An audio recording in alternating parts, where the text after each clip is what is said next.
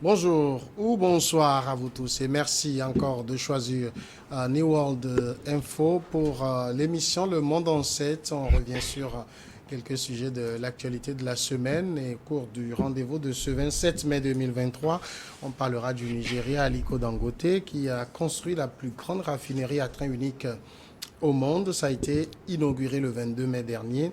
Nous parlerons ensuite du Sénégal. L'opposant Ousmane Sonko risque 10 ans de réclusion criminelle pour viol. En seconde partie, on va parler du Togo. On évoquera les législatives 2023. Est-ce qu'on peut dire simplement que les boycotts sont désormais derrière nous? Pour évoquer ces sujets, je reçois sur le plateau Dominique Lacmon, qui est le secrétaire général et porte-parole du mouvement Foi en la force du Togo. Dominique Lacmon, bonsoir. Oui, bonsoir Samuel. C'est un réel plaisir de répondre à votre invitation. Et merci d'être là. Merci. Face à vous, on devait déjà commencer avec Marcel Agbessidou, mais Lomé est balayé par une pluie qui le met en retard. On va commencer direct oblige. Il nous rejoindra naturellement au cours de cette émission. Nous prenons la direction du Nigeria. Je le disais, le milliardaire Aliko Dangote vient de doter son pays de la première raffinerie. L'inauguration, tant entendu, a eu lieu le lundi 22 mai dernier avec 7 ans de retard quand même sur les travaux. La première raffinerie privée de pétrole brut du Nigeria a été donc construite par l'homme le plus riche du continent, Aliko Dangote. Cette raffinerie concrétise un vieux rêve pour les Nigérians. Il s'agit bien de l'un des plus gros investissements du Nigeria, inauguré en présence de plusieurs chefs d'État du continent. On va suivre tout cela dans ce reportage. Our huge investment. Notre énorme investissement de plus de 18,5 milliards de dollars dans cette industrie a été motivé par notre désir de soutenir et de contribuer à notre quota aux efforts soutenus du gouvernement fédéral pour transformer notre économie et positionner correctement notre pays en tant que nation leader en Afrique. Une fois que notre usine sera entièrement mise en service, nous nous attendons à ce qu'au moins 40% de la capacité soit disponible pour l'exportation, ce qui entraînera l'entrée d'importantes devises dans le pays.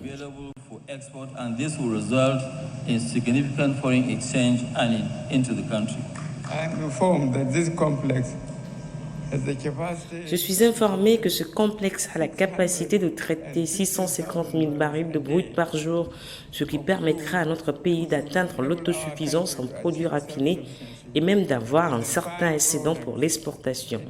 Cela fait clairement de cet événement une étape notable pour notre économie et un changement de donne pour le marché des produits pétroliers en aval, non seulement au Nigeria, mais sur l'ensemble du continent africain. For the downstream petroleum products market, not only in Nigeria, but the entire African continent.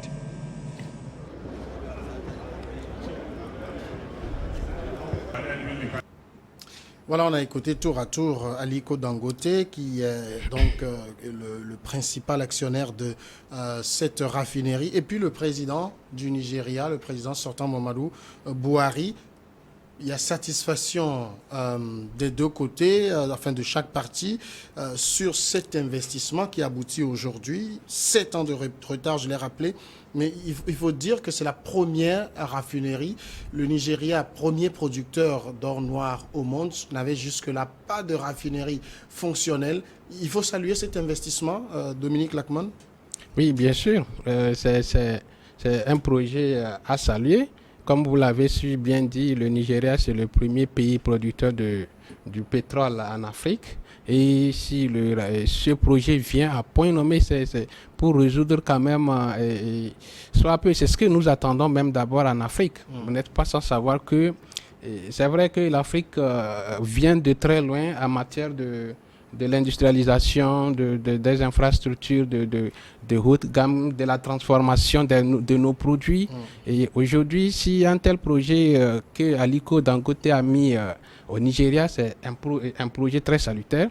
C'est un projet qui va résoudre soit peu le problème lié au traitement du pétrole que le Nigeria produit, ça ne serait plus dans les mains, dans la main noire des autres puissances qui viennent exploiter l'Afrique. Aujourd'hui, c'est un projet qui donne l'élan. Un élan de développement pour le Nigeria d'abord, qui est le premier producteur du pétrole, et pour toute l'Afrique. Donc, c'est ce que nous devons cultiver en Afrique. C'est comment faire pour transformer notre Afrique. Et ce projet est dans ce type d'objectif où tout ce que nous devons faire au niveau de l'Afrique, c'est d'industrialiser notre continent. Et si Aliko Dangote part de ce projet, c'est un projet salutaire et que nous devons, toute l'Afrique doit l'accompagner. C'est pas seulement pour les Nigériens, c'est pour toute l'Afrique. Vous voyez que dans ce projet, tous les jeunes et toute la population africaine doit apprendre. Sûrement, il ne fallait pas que Aliko Dangote puisse seulement installer ce projet et puis il y a une main noire qui pilote, c'est là, nous l'avons vu ailleurs. Hein. Il faut vraiment que ce projet soit projet africain. Oui. Voilà, que Aliko Dangote puisse installer les jeunes qui vont apprendre. Hein, les autres pays qui vont accompagner ceux qui travaillent là-dessus et qu'on ait une culture de pouvoir asseoir de tels projets d'ampleur que la plupart des pays qui produisent du pétrole. Et si cela va nous éviter peu de l'exploitation je ne peux pas dire blanche, mais de l'Occident et ses alliés. Oui, alors en tout cas, le Nigeria est un gros consommateur de carburant. Pour donner peut-être une idée, c'est que la consommation en carburant du Togo représente statistiquement le 8e de la consommation en carburant de Lagos, d'une ville comme Lagos qui fait plus de 20 millions d'habitants. Et le Nigeria est le pays le plus peuplé du continent, à 215 millions d'habitants. C'est dire que pour cette nouvelle raffinerie, il y a quand même déjà du marché. Oui. Le Nigeria, comme vous l'avez dit, c'est un pays très peuplé et c'est ce que nous devons aussi... Avant de répondre effectivement à votre question, vous savez, la force d'une économie, c'est d'abord son marché, comme vous l'avez dit. Et si nous prenons l'exemple comme la Chine, qui était entre-temps un pays qu'on qualifiait de sous-développé, la Chine s'en est sortie à cause de sa population. Mais malheureusement, nous, en Afrique ici, on nous embrouille, quoi. On nous embrouille en soi-disant que l'Afrique, il y a trop de surpeuplement et tout ça. Mais nous ignorons que avant qu'un pays puisse se développer, il faut qu'il y ait une consommation d'abord locale. Et le Nigeria, avec sa population vous avez parlé seulement de Lagos, mais toute la population nigérienne, c'est 215 millions. C'est 215 millions, c'est un marché et qui consomme également du pétrole, et, comme on le dit, du pétrole. Donc, ici, le Nigeria qui est premier producteur du pétrole en Afrique, avec une grande population, prend l'initiative de mettre un projet, et il faut que tous les pays de toute l'Afrique puissent l'accompagner. Il faut que tous les pays, même je ne voulais pas dire, je voulais dire de la sous-région, mais c'est l'Afrique, tout le continent l'accompagne pour qu'on ait un marché unique africain dont la consommation est africaine, pour que nous arrivons à consommer nos produits et que ce projet que l'autre a mis en place ne connaisse pas un échec en fait, puisqu'on ait du succès. Voilà. L'État nigérien est détenteur de 20% de part dans cette raffinerie et s'est engagé même à fournir jusqu'à 300 000 barils par jour parce que la raffinerie va traiter 650 000 barils de brut par jour. Donc on a l'impression que ce n'est pas juste un projet que Dangote seul s'est levé pour mettre en place, mais c'est pensé, ça a reçu l'appui de l'État nigérien. C'est déjà un bon départ pour lui de dire je suis appuyé par l'État, donc le marché est le mien. Et quand on voit les autres chefs d'État présents, on peut se dire que le Togo, je ne sais pas, le Niger et le Sénégal vont désormais passer commande. Oui, évidemment. Il faut accompagner un tel projet. Je ne vois pas quel est l'intérêt d'un gouvernement de pouvoir ne pas accompagner un projet comme ceci. Aliko Dangote n'est pas à son premier projet.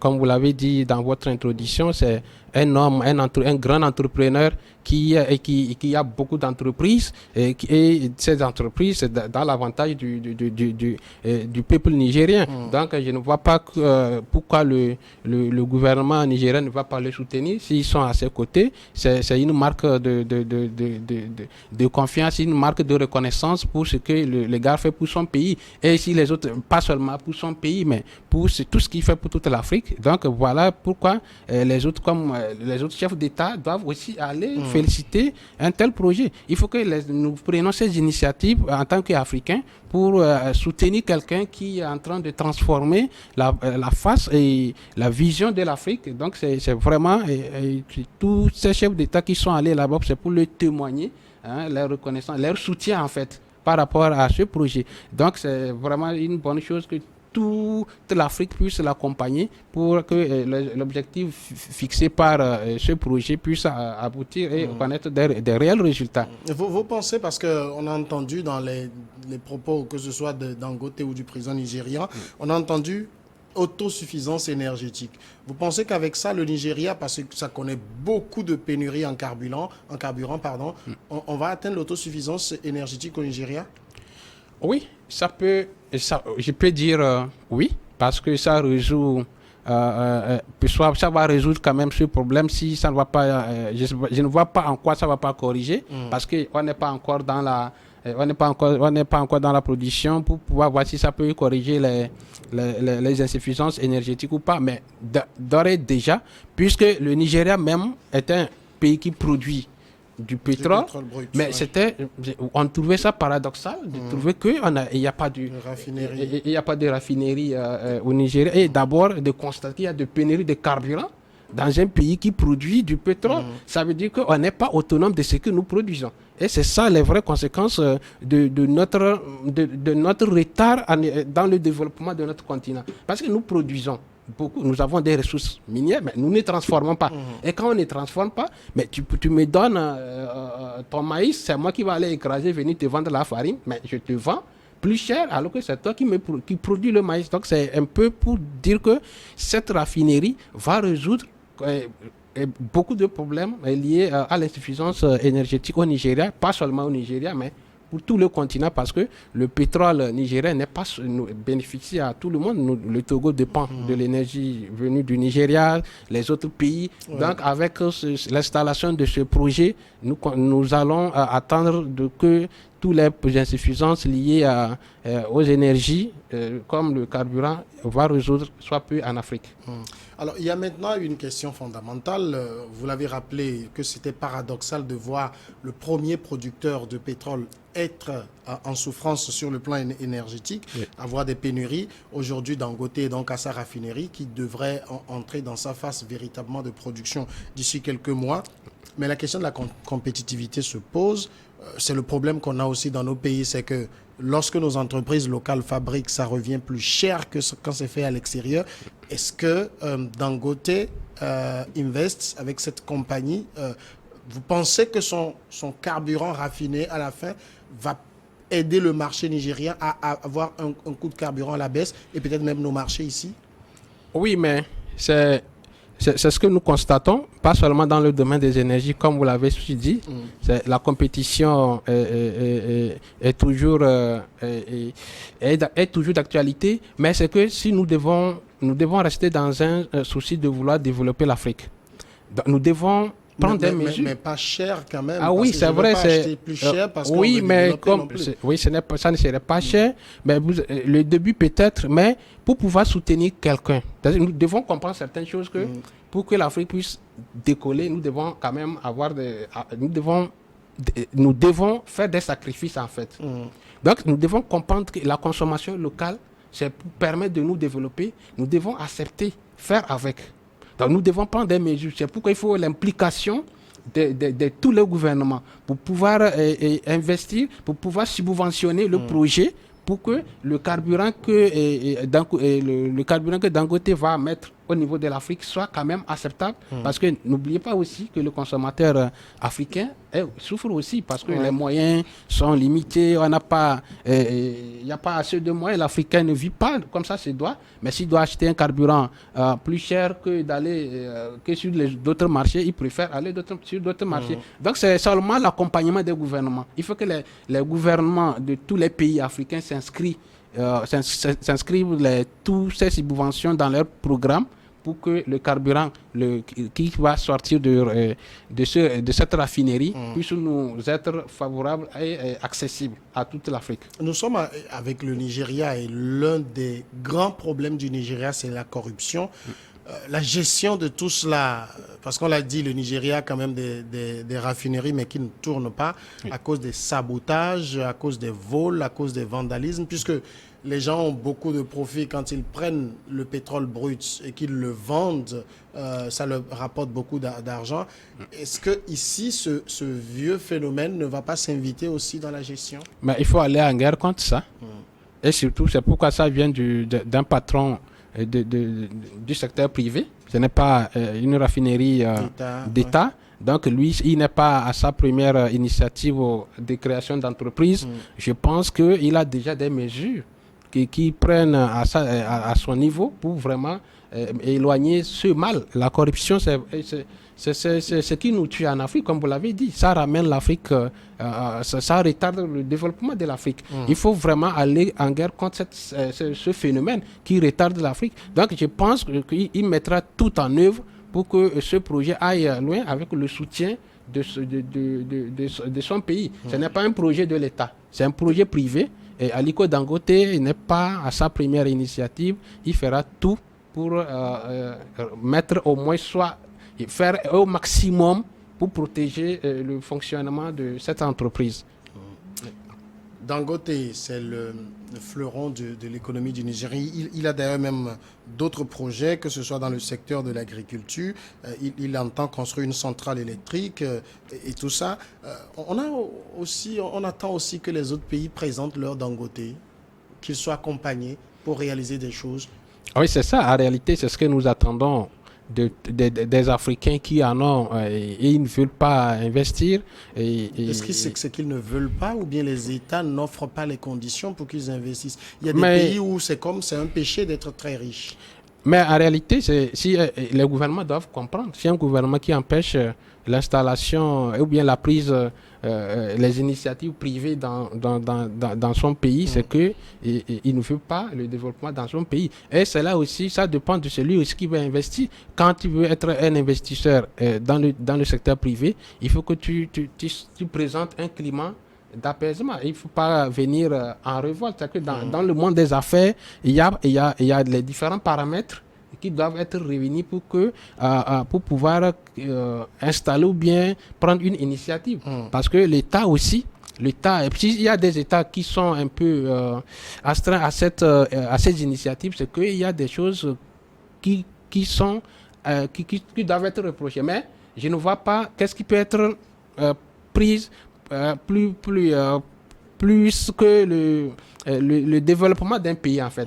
On doit avoir à cœur le développement d'un pays. Je ne vois pas un État qui doit freiner l'investissement ou bien la prise des initiatives privées dans un gouvernement, dans son État, parce que pour des raisons que je ne sais pas, qu'on ne peut pas élucider. Mais c'est l'impression que beaucoup de personnes ont aujourd'hui, surtout les jeunes. On voit par exemple au niveau du Nigeria, avec les facilités que l'État offre à Dangote pour qu'il puisse émerger et pour qu'il puisse même conquérir d'autres marchés. Mais ailleurs, les gens ont l'impression qu'ils sont étouffés, que ce soit par le fisc ou bien par d'autres mesures de l'État. Non, mais Dangote, c'est parce il a un aura d'un investisseur. En dehors de ça, il a dû commencer, il a été accompagné aussi. Oui, justement. Mais c'est ce qui manque aussi, et c'est ce que moi j'entends les jeunes, c'est ce qui manque.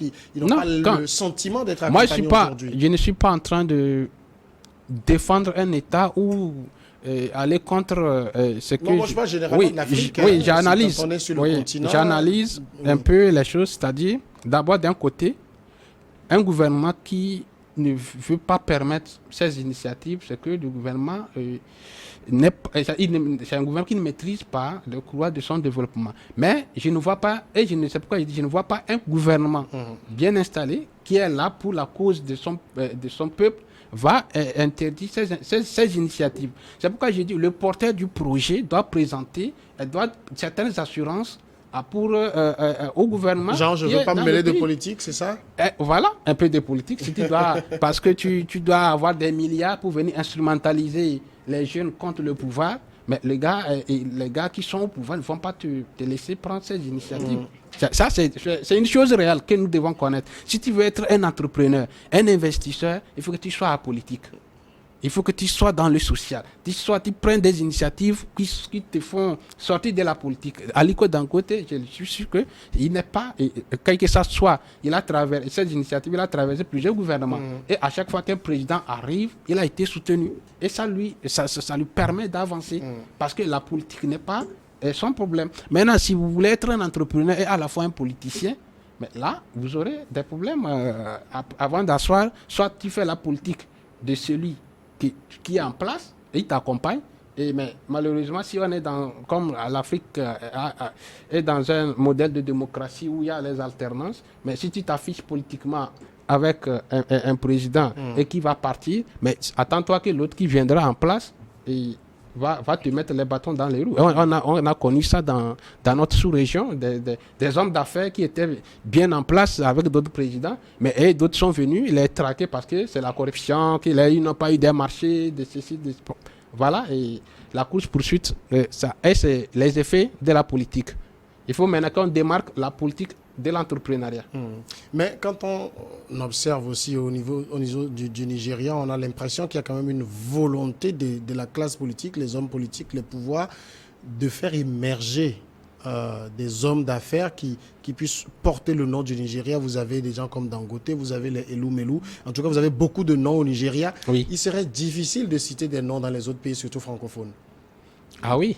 Ouais, s'il faut comparer, mais on peut citer, mais peut-être que les forces de frappe ne sont pas la même. Nous avons au Togo un investisseur qui prend des initiatives avec Askai et EcoBank et tout, là-bas, qui est devenu banque panafricaine. Ouais. Mais je ne suis pas sûr que le gouvernement togolais n'accompagne pas M.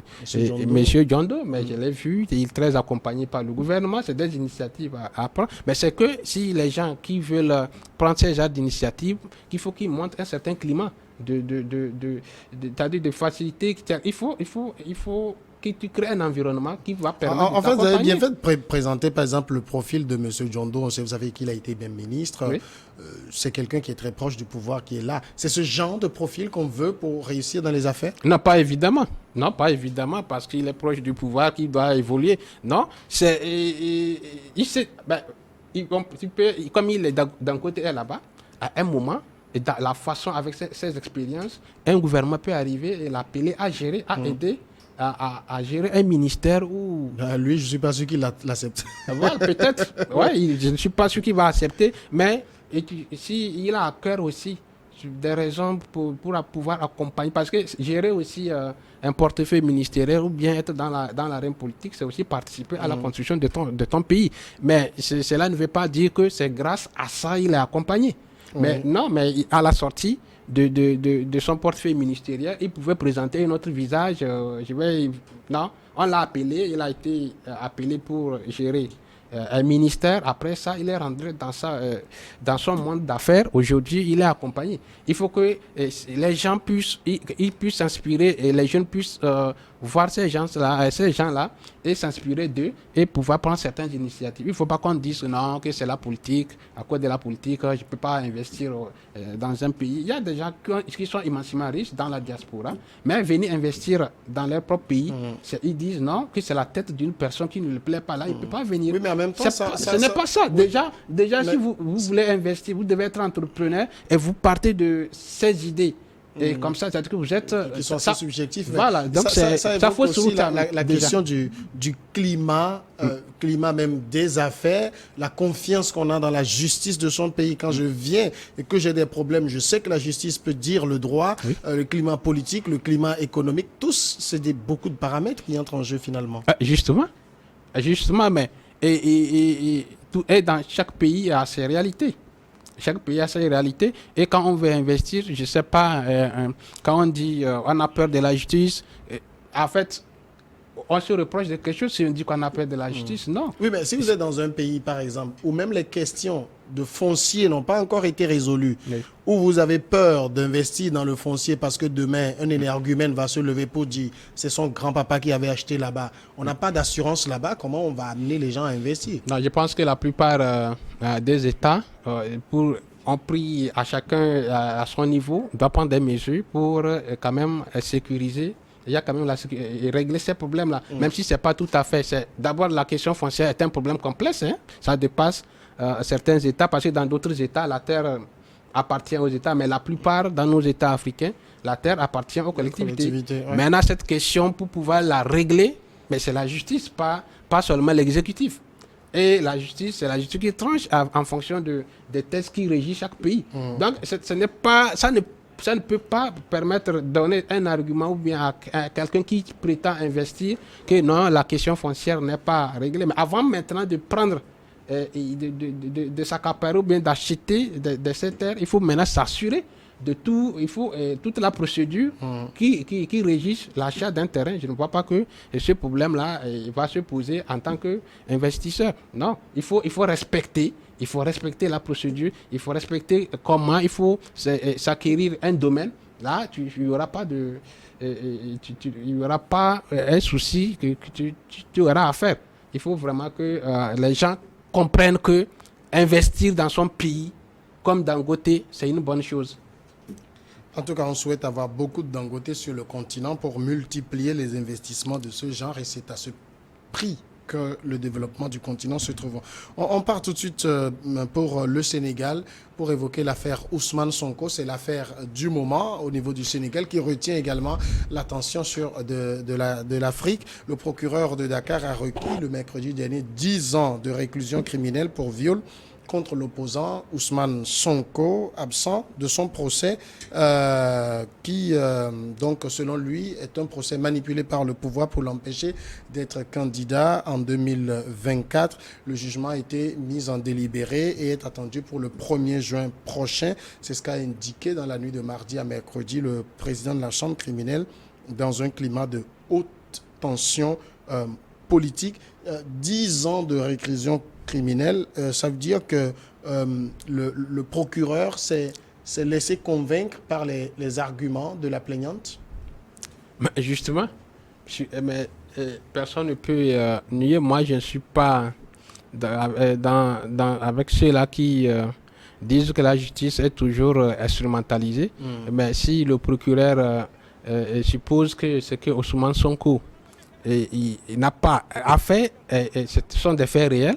Mais Ousmane Sonko, je l'ai dit ici, c'est un citoyen lambda comme tous les autres.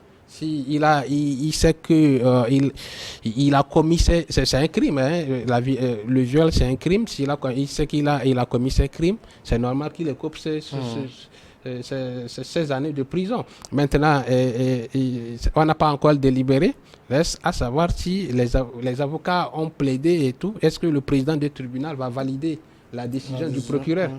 Voilà. C'est quand même une affaire qui retient l'attention, je l'ai dit, parce qu'on ne peut pas s'empêcher de voir le côté politique d'Ousmane Sonko en jeu ici. Est-ce que vous pensez qu'il y a beaucoup de sérénité au niveau du juge, au niveau du parquet sénégalais dans cette affaire? D'abord, c'est le présumé qui n'est pas aussi sérieux, en fait, avec la justice. Vous comprenez, quand vous êtes convoqué à la justice, il y a un certain nombre de paramètres que le juge et le procureur doivent tenir compte. Je ne suis pas un juge, mais ça dit le comportement du présumé. Quand vous êtes convoqué, vous n'arrivez pas. Quand on vous convoque, vous instrumentalisez les jeunes. pour qu'on vous accompagne. Quand on vous convoque, vous cherchez à dire. Mais les arguments, c'est au tribunal, ce n'est pas en dehors de la justice. Il parle de sa sécurité. Non, parce que la garantie de sécurité ne serait pas suffisante selon lui. J'ai eu l'impression que Ousmane Sonko a déplacé le tribunal vers la rue. Et là, ça ne lui rassure pas, et ça ne lui confère pas d'homme politique ou bien d'homme d'État qui veut être après tout. Maintenant, pourquoi quand on te convoque à la justice et que tu adoptes une certaine posture, ça fait déjà lecture que celui qui se reproche quelque chose, qu'on sent qu'il ne peut pas, il ne veut pas s'approcher de ce qui lui-même... Mais il n'a pas fui le Sénégal. Mais s'il n'a pas fui le Sénégal, quand on te convoque au tribunal, tu ne veux pas répondre. Et tu cherches quand même à instrumentaliser les jeunes. Le procureur, lui, sait. Ce n'est pas seulement les preuves qui doivent être présentées pendant la séance qui comptent, mais la posture de la personne, la personne qu'on convoque qui ne répond pas, la personne qu'on convoque qui appelle les jeunes, qui parle de la politique, qui prend la politique pour amener au tribunal. Mais ça veut dire qu'il se reproche de quelque chose. Évidemment, il sait qu'il se reproche. C'est lui qui se reproche de quelque chose, c'est lui qui cherche à jouer au dilatoire. Est-ce que c'est impossible qu'on instrumentalise cette affaire pour empêcher l'opposant, troisième homme de la dernière présidentielle, nous étions en 2019, pour l'empêcher d'être candidat à nouveau? Non, moi, je n'ai pas vu ça comme ça. Parce que je n'ai pas vu... Parce que quand l'affaire est sortie aussi, cette masseuse qui dit avoir été victime de viols répétitifs, de menaces de mort et tout... Je ne vois pas... Il y a beaucoup de témoignages qui contredisent aussi ce qu'elle dit. Oui, c'est ce qu'on a. Moi, c'est ce que j'attendais au début de voir Ousmane Sonko se défendre à la justice. Mais c'est tout ce qu'il a créé avant d'arriver à ce jour-là qui n'est pas aussi bon. Pourquoi il veut tout de suite lier la question de justice à la politique? Au premier, avec ses déboires avec le ministre. Le ministre, c'était comme ça, que lui, il se défend contre le troisième mandat de Macky Sall. Voilà pourquoi sa tête est mise à prix. Est-ce que c'est faux? Mais est-ce que il est possible, parce qu'on est en politique, toutes les méthodes sont bonnes aussi mais pour écarter les adversaires. Donc, oui. On peut être véritablement dans une situation où on a envie que M. Sonko soit mis de côté. Mais il faut que nous comprenions que la politique, c'est un jeu. Et que dans le jeu, quand ton adversaire présente des failles, il faut les exploiter. N'est-ce pas? Pourquoi? Et est-ce que, par exemple, si je prends les faits de Ousmane Sonko, mais devant le public, que Ousmane Sonko avait déclaré que le ministre avait détourné des milliards qui étaient destinés à l'employabilité des jeunes. Le ministre a porté plainte. Est-ce que quand on regarde les faits, la plainte est légale ou pas? On lui a demandé. Le ministre a le droit de porter plainte. Voilà, on lui a demandé d'apporter des preuves. Ousmane Sonko a joué au dilatoire, a joué à l'instrumentalisation des jeunes. Non, je veux être président, je veux lutter contre le troisième mandat de Macky Sall. Voilà pourquoi ma tête est mise en jeu. S'il savait qu'il devait aller sur ce terrain, il fallait être. Il voulait lutter contre le troisième mandat de Macky Sall. Mais il y a des choses sur lesquelles il ne fallait pas s'aventurer. N'est-ce pas? Il faut que les politiciens aussi comprennent ça. C'est pas parce que quand moi je vois l'action d'Ousmane Sonko, on dirait si je suis politicien, tout est permis. Je suis permis de tout faire, de tout bafouer, de bafouer les règles de la justice, les procédures légales qui régissent dans un pays. Parce que je suis un homme politique, mais je peux tout. Non, ce n'est pas comme ça. On ne construit pas un pays dans l'anarchie. Mais Ousmane Sonko est poursuivi pour des faits. Et c'est que des citoyens ont porté plainte. À quoi ça fait allusion, ou bien c'est lié à la politique de Macky Sall? Est-ce que le troisième mandat de Macky Sall, ça c'est légal ou pas? C'est un autre débat. C'est la Constitution, et la Cour constitutionnelle du Sénégal qui va se pencher sur la question. Et moi, Macky Sall aurait raison d'aller au troisième mandat parce que son prédécesseur, Abdoulaye Wade, à qui tout le monde avait protester contre le troisième mandat, la Cour constitutionnelle l'avait validé la troisième candidature. Mais ça veut dire que les faits sont là, qu'une fois que tu révises une constitution, tous les comptes sont remis à zéro. Actuellement, ce n'est pas à Ousmane Sonko et son regroupement de ces militants ces militants que Macky Sall va porter sa candidature. Mais Macky Sall porte sa candidature devant en même temps, ils sont aussi en droit de dire on n'est pas d'accord avec ça. Non, de non. Manifester, ils sont non, moi je pense pas que je pense que c'est une erreur. Hein. Je pense que c'est une erreur de dire que quand on lutte contre un troisième mandat de quelqu'un. Non, quand on dit ça, nous sommes en train de faire nous sommes en train de faire des choses que nous ne comprenons pas parce que nous voulons faire de la démocratie, mais on ne veut pas respecter les principes démocratiques. Ouais, les Africains, parfois, quand ils entendent d'autres... Les principes en l'espèce, c'est quoi? Vous dites, vous voulez... mais la n'a révision... pas encore annoncé ses intentions, oui, d'accord. mais on le voit, on sent qu'il a envie d'aller. Mais les autres ont le droit de protester. Pourquoi? De dire non à cela, parce que vous avez déjà fait un, vous êtes en train de faire un deuxième, oui. Et la loi dit que vous ne ferez pas plus de 2 mandats consécutifs. Non, mais la loi dit de ne pas faire plus de 2 mandats dans quel contexte? Non, il n'y a pas de question de contexte. Non, il y a des contextes. Dans lequel on Macky Sall a déjà fait un premier, il est en train de faire un deuxième. Il faut respecter aussi les réalités juridiques, les principes judiciaires qui constituent... C'est les hommes politiques qui ont inventé tout ça pour embrouiller tout le monde. Non, est-ce que le droit qui est dit là-bas est respecté ou pas? Vous n'avez pas le droit de faire plus de 2 mandats consécutifs. Lorsque vous révisez une constitution, on dit que tout citoyen oui, alors là, bonjour du pays à toutes les révisions, parce que monsieur a fini son 2e mandat, il veut continuer, il révise. Monsieur Samuel, oui. La révision constitutionnelle, c'est un principe démocratique ou pas? Bien sûr. Oui, mais ça ne doit pas être opportuniste non plus. Non, là, on est dans de la révision opportuniste. On a l'impression que ce qui se fait au Sénégal est assez opportuniste. Écoutez, quand un chef d'État porte une révision constitutionnelle, mais quand au peuple de dire non, à ce que il et vous vous rendez compte qu'il propose. n'explique jamais en amont qu'il va après demander à passer. Non, mais on ne dit pas ça. Mais c'est la politique. Et le terrain politique. Pendant que nous sommes en train de parler, Ousmane Sonko et ses partisans ont décidé donc de revenir à Dakar. Il y a autour de son cortège plusieurs de ses partisans qui l'accompagnent. Le monsieur s'est exprimé donc avant de prendre la route au niveau de Ziguinchor. On va écouter Ousmane Sonko. Le combat final, ça se passera où?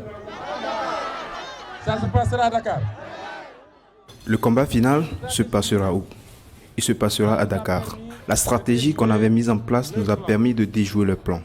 Ça nous a permis de gagner du temps et ça nous a permis de remobiliser les troupes un peu partout au Sénégal. Ce n'est pas en restant ici qu'on pourra terminer le combat définitivement. Si vous êtes 2000, que 1000 ou 1500 ralliés Dakar pour continuer le combat. Si toutes les régions font pareil, je crois qu'avec ce rapport de force, on pourra mener le combat contre Macky Sall en une matinée et il quittera le palais avant 17h.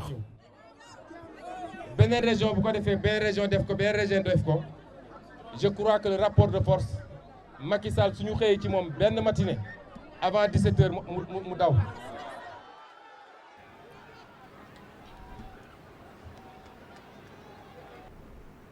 Dominique Lacmo, il y a eu un fait qu'on ne peut pas nier, c'est que Ousmane Sonko est très populaire. Non, il joue à la provocation. Il est très populaire par rapport à quoi? Il est suivi, vous avez dit. Mais la jeunesse croit en lui. Non, la jeunesse est instrumentalisée. Vous êtes en train de dire que la jeunesse sénégalaise n'a pas suffisamment de lucidité pour faire la lecture vous savez, des choses. En fait, Ousmane Sonko, c'est un jeune. Et tu vois, il a 48 ans. Voilà. Et les jeunes qui sont instrumentaux croient se retrouver en lui, en fait. Ouais, moi, c'est comme j'ai dit, c'est quelqu'un qui m'avait séduit quand je l'ai vu sur la scène politique. Mais son comportement actuellement laisse à désirer. En fait, la politique n'est pas la façon dont il fait sa politique, et c'est pas justement ça qu'on attendait. On attendait un jeune qui fait vraiment de la politique, comme Blé Goudé qui était en Côte d'Ivoire, tu vois, c'était quelqu'un. Le même Blé Goudé, on l'avait accusé d'être un rangueur de foule et tout cela du temps de Gbagbo. Mais qu'est-ce qu'il disait il luttait contre ceux-là qui étaient en train de détraquer la Côte d'Ivoire. Mais il n'était pas en train d'inciter les jeunes à la violence. Mais actuellement, lui dit, par exemple, ce qu'il dit dans son intervention, qu'il va quitter sa région, il va arriver Dakar, à 19h, il va faire partie Macky Sall du pouvoir. Mais de quelle façon? Lui, vous voyez, est-ce que c'est lui qui va aller faire sortir Macky Sall de son palais, ou il va demander aux jeunes d'aller vers la présidence, et on connaît la suite et les résultats de cette approche ou bien cette idée qu'il est en train d'annoncer. C'est de conduire les jeunes sénégalais à l'abattoir. Macky Sall est élu. Et si Macky Sall doit faire un troisième mandat, il faut que nous respectons les principes démocratiques. C'est pourquoi j'ai dit, nous, à notre mouvement, on dit foi en la force du Togo. C'est-à-dire, c'est de croire la force du Togo, d'un pays, c'est les institutions de ce pays. Nous devons, c'est nos institutions. Nous devons les faire confiance. Pourquoi ne faire pas confiance aux institutions d'un État? Mais lui, en tant que candidat, il ira déposer sa candidature devant une institution. C'est la même institution qui va recevoir la candidature de Macky Sall si Macky Sall osait aller à son troisième mandat. Et c'est l'institution légale là qui doit pencher sur les questions de candidature, qui doit être validée, qui ne doit pas participer. Mais ce n'est pas à Ousmane Sonko et ces jeunes de dire non à Macky Sall. Tu n'es pas candidat. Moi, j'aurais trouvé Ousmane Sonko en train de mobiliser les jeunes pour sa candidature. Oui, Macky Sall, si même Macky Sall osait aller au troisième mandat, nous devons le battre dans les urnes, vous devez m'accompagner, vous devez être toujours avec moi pour battre Macky Sall. Là, si je lui voyais en train de mobiliser les gens vers cette idée où il compte battre Macky Sall, quelle que soit la candidature de qui, moi je l'aurais soutenu. Mais dire qu'il veut empêcher la candidature de quelqu'un, c'est que non, mais on est hors jeu, il joue hors du terrain politique. Aussi, il y a 11 ans, 12 ans, lorsque le président l'ancien président sénégalais tentait également de briguer un troisième mandat, toute la classe politique de l'opposition s'était opposée à cela, y compris l'actuel président. Oui. Finalement, ils ont compris que peut-être le chemin, c'est dans les urnes avant de s'organiser pour aller. Mais il y a eu les manifestations, il y a eu les déclarations. Donc, Ousmane Sonko n'est pas en train de faire quelque chose qu'on n'a jamais vu au Sénégal. Non plus. Mais quand on connaît le résultat, ce n'est pas la peine de conduire les jeunes à la bataille. Laisser simplement. Mais il sait qu'après une révision constitutionnelle, la troisième candidature doit être validée. C'est automatique, c'est ça? Non, mais ça dit qu'on révise une constitution et tout le monde.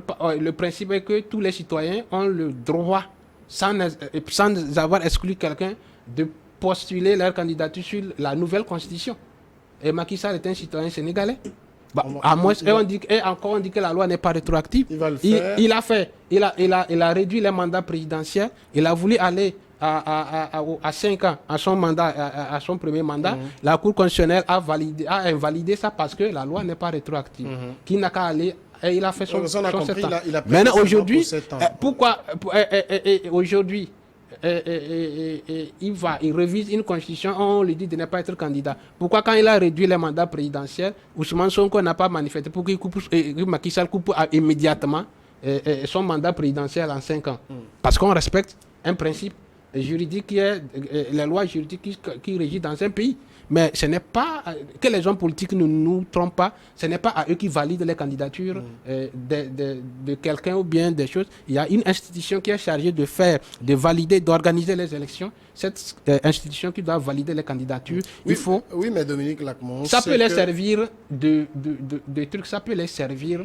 On sait que la jurisprudence, c'est 2 mandats. Et vous partez. Oui. C'est la jurisprudence et c'est vers cet idéal que les gens se battent pour qu'on aille. Est-ce que vous reprochez à la jeunesse sénégalaise de se battre aujourd'hui pour le respect des principes jurisprudentiels? Non, le respect des principes jurisprudentiels, comment? Mais on a dit 2 mandats présidentiels pour une ce qu'il république. est en train de faire. Oui, mais est-ce qu'on a dit uniquement que 2 mandats présidentiels? Non, pas du tout. Il y a des principes. C'est eux-mêmes qui ont écrit. Non. Nul ne peut faire plus de 2 mandats consécutifs. Oui, mais sur en l'espèce, il est en train de finir son 2e mandat. Moi, je ne regarde pas qu'on a changé entre-temps de veste. Non, c'est la même personne, même si vous avez changé de veste. C'est vous avez fait un mandat, vous êtes en train de finir un 2e consécutivement. Les choses ont changé. On a changé une constitution. C'est-à-dire qu'on a quitté d'une autre à une autre. Ça veut dire que c'est une autre république.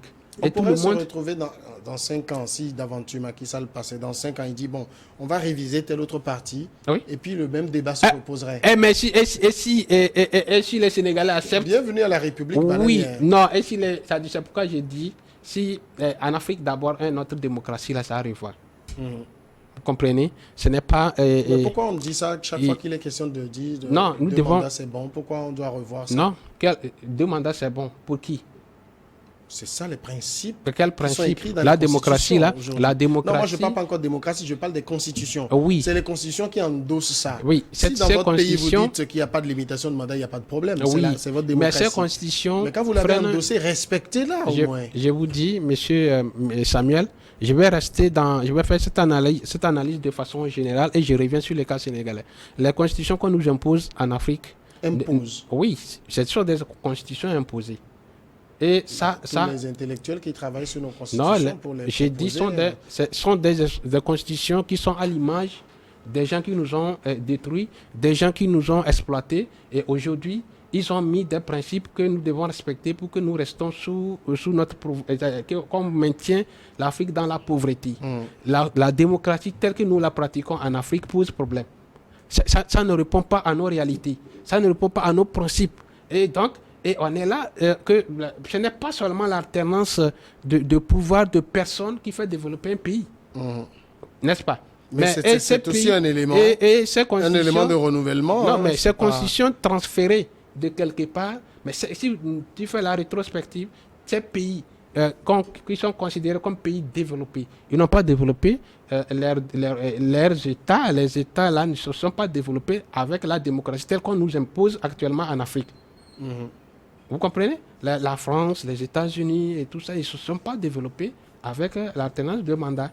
C'est des gens qui ont bafoué toutes les règles, hein, tous les principes de droit humain, tous les principes. Il n'y avait pas même pas la liberté et tout ça pour développer leur État. Et il y a certains États actuellement qui ont compris, comme la Chine, l'Iran. Vous voyez, et ces pays-là sont qualifiés de dictatures, des pays à haute dictature, mais ce sont des pays qui se développent de jour en jour. L'Iran, la Corée du Nord et la Chine, qu'on qualifie des pays à haute dictature, mais est-ce que le développement évolue? Ce sont des États dont le développement est très accentué, le pays orienté vers un développement spectaculaire. Et nous, on nous met, nous qui avons beaucoup de richesses, plus que ces États, on nous dit non, il faut faire telle politique, il faut faire, il y a le principe de droit, à chaque fois il faut aller en Genève, droit constitutionnel, on ne fait pas qu'est-ce qu'on a fait, qu'on a violé les droits humains, on a violé ça, et tout, on n'a pas respecté les principes environnementaux, mais eux, ils ont tout violé, ils ont violé tous ces principes pour se faire développer.